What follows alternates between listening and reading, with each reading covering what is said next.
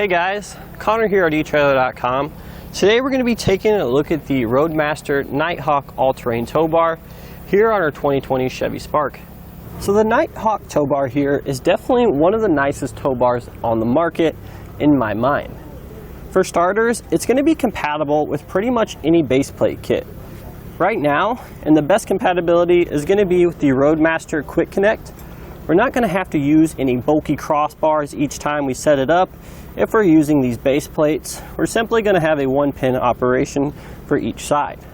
However, if you have the Roadmaster crossbar style, or if you have another set of base plates, such as the Demco or the Blue Ox, we're still going to be able to use this tow bar, although we may need an adapter or the crossbar section there. So our Nighthawk here is actually what is known as a motorhome mounted tow bar. Now what this means is pretty much what it sounds like. It's going to be mounted on the motorhome while not in use. So when we do arrive to the campsite, we want to disconnect our towed vehicle here so we can go into town. It's easily going to store up against the back of the motorhome, and we're not going to have to worry about anyone stealing it either if we opt for the locking hitch pin. So something that really helps set this tow bar apart from its competitors is we have this self-aligning design. Now what this means is it's going to make it extremely easy each time we need to couple our towed vehicle. We're simply going to drive forward, and then we can make the final adjustments once we get the vehicle close with our tow bar arms. The ears here are going to swivel easily, so we're not going to have to worry about being completely flat or being perfectly straight with the back of our motorhome here. So a few features here specific to the Roadmaster Nighthawk tow bar is, number one, right away we're going to have this nice cool LED light strip that's going to illuminate with our running lights on the side of our tow bar. Now we're also going to have these channels built into the bottom. Now what this does is it's going to provide us a nice little safety barrier for both our safety cables and our electrical cord here. We're not going to have to worry about them dragging the ground because it's going to be ran through the channel on our tow bar. Now I know it looks like they're a little low right now, however, the arms on our tow bar are completely retracted almost, so once we extend these out, they lock in place and we're ready to take off. This is definitely going to tighten up a lot more. So with this premium tow bar here, we're not going to have to worry about purchasing our safety cables or our umbilical cords separately, because these are both included with the tow bar. And not only do we not have to worry about purchasing things separately, we're getting the top of the line in each of these categories. What I mean by this is we're going to have these coiled safety cables here, which again is going to help us that we don't have to worry about them dragging the ground. The same goes for the umbilical cord. And I can honestly say the umbilical cord that comes with this kit is the best option on the market. It's super durable, and we have our extra pins if we needed to run a charge line to the vehicle, which for this particular application we're not going to use, but it's still going to be a very nice durable option. And it even comes with the trailer connector that we need for the vehicle. All we did was cut off the 4-pull to the taillight diode system, or the bulb and socket kit, whichever you're using, and you can simply install the trailer connector to utilize this Roadmaster's umbilical cord.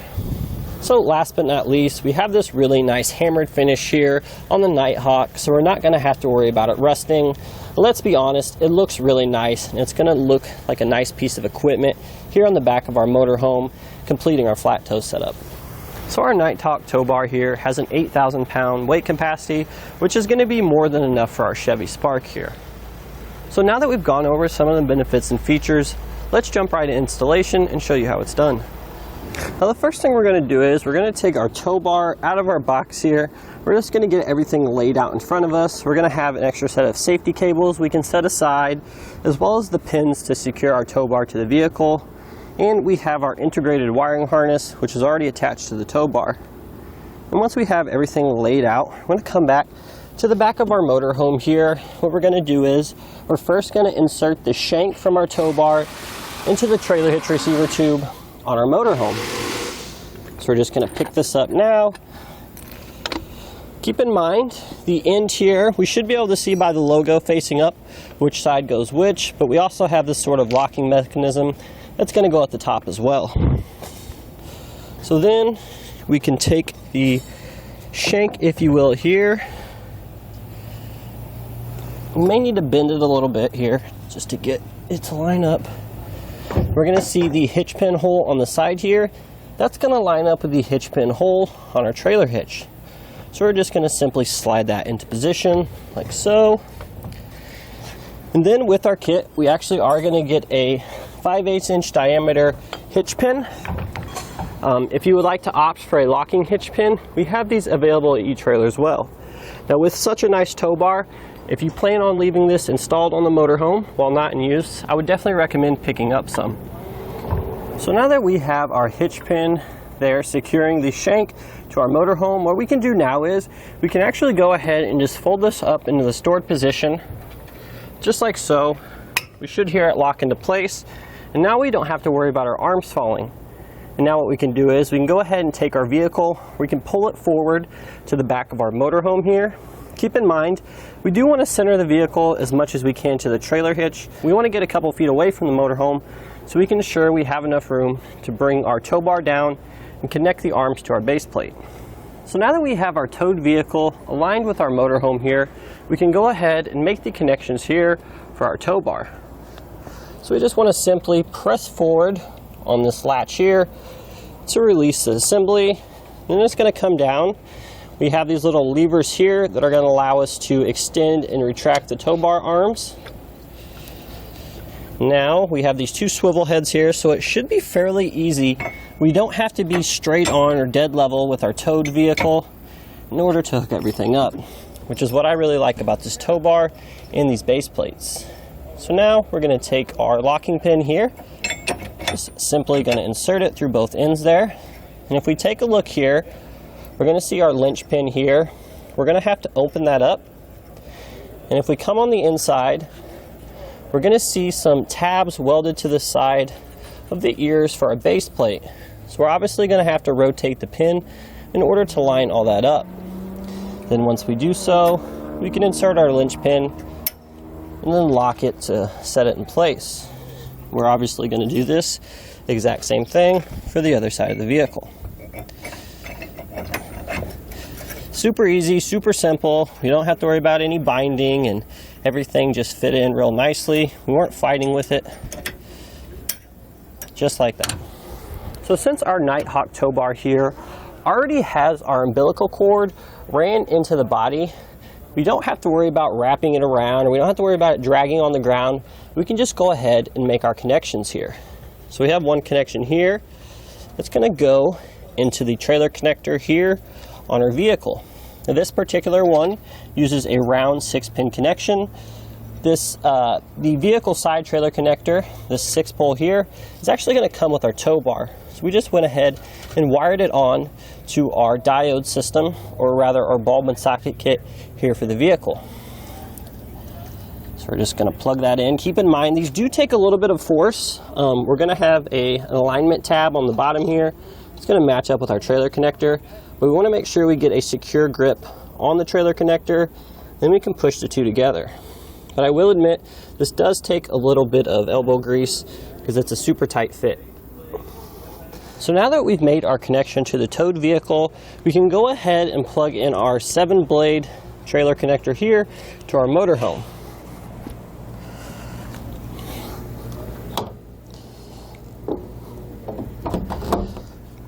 Just like that. So now the final thing we're going to do is we're going to go ahead and hook up our safety chains here, or our safety cables rather. And basically what these do is it's going to provide a last-ditch effort to try to save our towed vehicle from becoming completely disconnected from the motorhome should we have any issues with our tow bar. Now in order to install these, on this particular tow bar, we're going to have some channels along the bottom of the tow bar here, and what that's going to do is it's going to house part of our cable, so again we don't have to worry about anything dragging the ground. So in order to utilize these, we want to go ahead and loosen this little nut here. That way we can remove our clevis hook as well as this actual link here. And then we're going to take this bare end here and we're going to slide it through the channel in the bottom of the tow bar. It's going to be the perfect size for this, so it should slide in there pretty smoothly. And it's going to come out on the other end here. And once that's done so, we can go ahead and rehook our clevis hook and tighten back down our nut here. Once we get that nice and tight, we can go ahead and begin making our connections.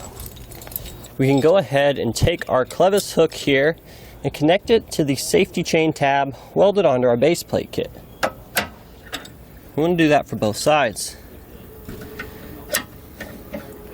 Now we can work our way over to the motorhome here. As you can see, the remaining cable we have here is going to be coiled just like our electrical connector. So again, it's just going to all reduce it's going to improve our ground clearance rather, so we don't have to worry about them dragging the ground and becoming damaged. Now what we need to do is, we're obviously going to have our 2 safety chain loops on the side of our trailer hitch here, but in order to get rid of some of the extra slack, because it doesn't look like the coils are going to do quite enough, we're just going to go ahead and cross these so we can get rid of more of that slack. Then we can go ahead and make our connection here. Now, depending on your particular motorhome and your setup, you may need to cross them a few more times in order to get some more clearance, but as long as we're not dragging the ground, or they're not going to fall and drag the ground, we should be fine. We could probably loop it around a couple more times to take up some extra slack on this setup, but for the most part, this should work just fine. So once we've arrived at our destination here, we're ready to detach the towed vehicle from our motorhome here. What we're going to need to do is, we're going to be using these levers here to release the tensions on the arms. Ours are already loose right now, so we don't have to worry about that, but it is a pretty simple process just to go ahead and relieve tension so we can remove those pins. But before we do that, we're going to first unplug our electrical cable here, get a good grip on the plug, and then we're going to have 2 little hooks on the side to help us with that. Then we can undo our safety cables. Real simple and easy. And then, last but not least, we have the pins for our tow bar. Just simply flip that ring up. We can pull this out, and we should be able to pull the entire pin out. The nice thing about these tow bars, these arms are self-supporting, so we don't have to worry about this whole thing falling to the ground each time. Do this, take that pin out. Now keep in mind, if you can't get the pins out, it's because the tow bar arms are at too sharp of an angle, so we may need to readjust our vehicle here, but again, most of the time, our little levers here should take away enough of the pressure where we can get those pins out. So now, we can go ahead and store the tow bar up in the stowed position. We're going to see this large bolt here on the end of our arms. That's actually going to line up with the hole here, our little latching mechanism. Now the only thing we have to do to operate this is just simply push it up against the motorhome. Then we can close our arms together, and then we're going to be able to stow them to one side.